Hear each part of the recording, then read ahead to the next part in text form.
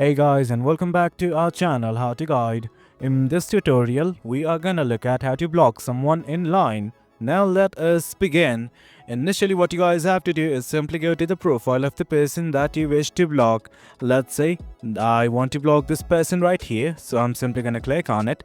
Once you do that, all you guys need to do is click on this chat button right here. That's at the bottom left. Click on it right now.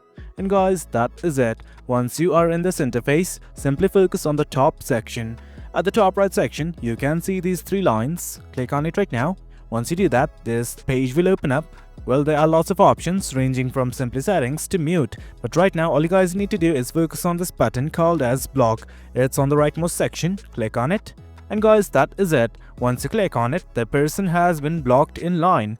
That is it, guys. It's quite easy to block someone in line. As you guys can see, I have simply showed you the process. Hope you guys found this video informative, and for more content like this, do remember to hit like, share and subscribe. Your support fuels us. Until next time, thank you.